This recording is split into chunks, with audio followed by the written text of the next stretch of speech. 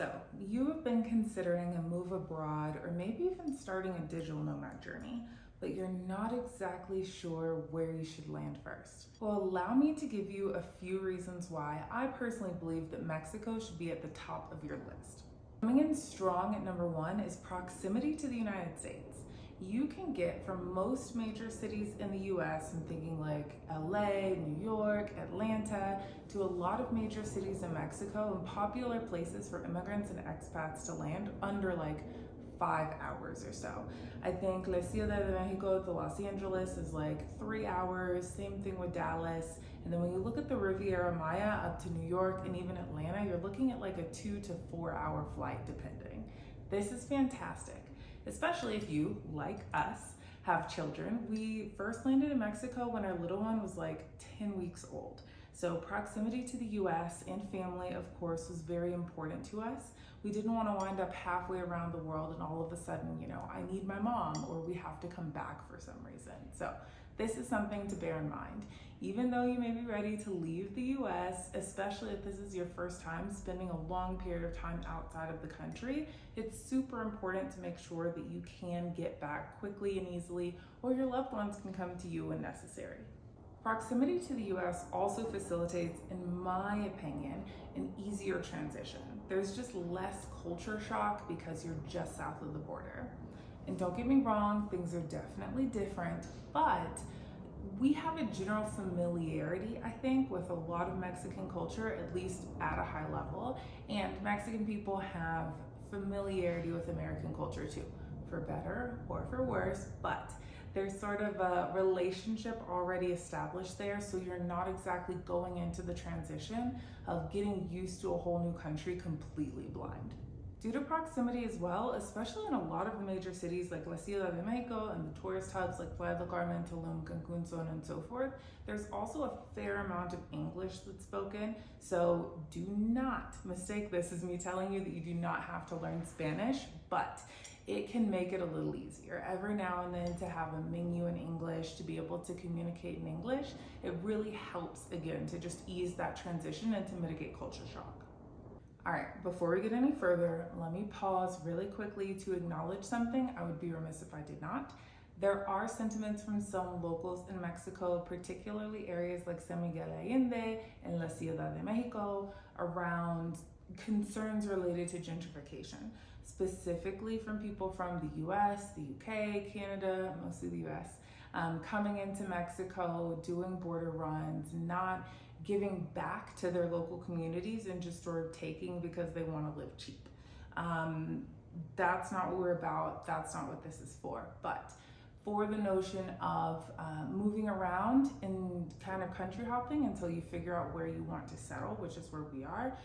If you're just sort of beginning a digital nomad journey and you're trying to figure out if you're even comfortable staying away from the US for a long stint of time, it's really helpful that Mexico has 6-month visas and that there's no like annual cap on how that 6-month visa occurs. So for context, you have countries like Colombia, which will allow you 90 days, you can leave, you can come back, be there another 90 days, but you can't exceed that 6 months within a calendar year, right? Mexico doesn't function this way. And because of that, there are people who have taken advantage.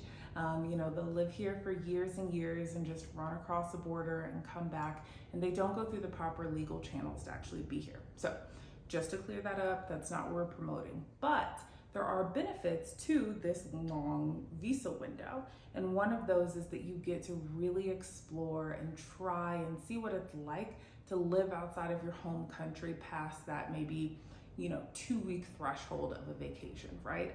It's a whole lot different just going somewhere and visiting versus actually living there and having a few months to sort of figure that out or check out multiple cities within Mexico really gives you the opportunity to decide, is this something I'm all in on and I really want to do?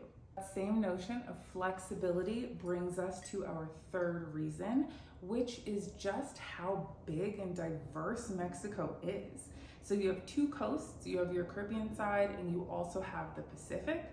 You have everything from mountains to rural areas, dense urban areas like La Ciudad de Mexico, where we are now, or even Guadalajara, where we've been before. There's something for everybody here. So whether you like, more of like a lush forest area, you want to just be a beach bum and lay out in hot weather. There are even places in Mexico where it snows, which is something I didn't know until we moved here. So you can have all of the seasons, all of the biodiversity. There's so much to experience. And going back to the notion of having that 6-month visa, you have the opportunity to stay for a few weeks or a few months in different locations and figure out what really, really works for you. Aside from even biodiversity, Mexico has a ton of different ethnic groups, which means different culture in different places, different food, different dances, all of this good sort of stuff. And there's so much to do. Aside of like museums, typical like tourist stuff, your rivers, you have also like amusement parks, theme areas, like children's museums, lots of parks and like places where you can spend time, either by yourself or as a family if you're like us traveling with kids. Mexico really, really, really has it all. And for me personally, that just makes it so, so special. Particularly because once you're in the country, traveling around through the country is fairly cheap. I think just the other day, we're in La Ciudad de Mexico right now. I looked at flights to Tulum and it's like $100. You know what I mean? Or we could go to the other coast and still it's gonna be like $150. We could go down to Puerto Escondido or Oaxaca, it's gonna be another $100 per ticket. So bear all of that in mind. Mexico has something for everyone, and they give you enough time to really get around and explore it. Before you either have to leave or decide that you want to go for permanent residency or something like that. The next reason why you should move Mexico to the top of your list is because there's community here. And what I specifically mean by that is that there are other expats, immigrants, travelers from the US, Canada, Europe, all of these places that have come and really integrated into Mexican culture and the Mexican way of life, and they can help guide you and facilitate that transition process. I'm in no way advocating for you to live in a little, expat bubble or anything like that, but it really makes it so much smoother when you already know that there are people here who have gone through the transition you're going through, and they can help guide that process. They can let you know how, rental processes work. They can help you practice the language. They can recommend where to go if you, need certain hair services, right? Like me, I just met a woman who recommended like a braider so I can finally go get my hair done. Things like that, right? That little stuff that if you're somewhere without that sort of distinct kind of community, it can be difficult to navigate. So in hubs, particularly in the Mar Riviera, you have like Tulum and Playa del Carmen, even like Merida has community, Guadalajara, we're in, again, La Ciudad de Mexico, over in like Baja Sur. All of these areas are like great little pockets that can help you transition in.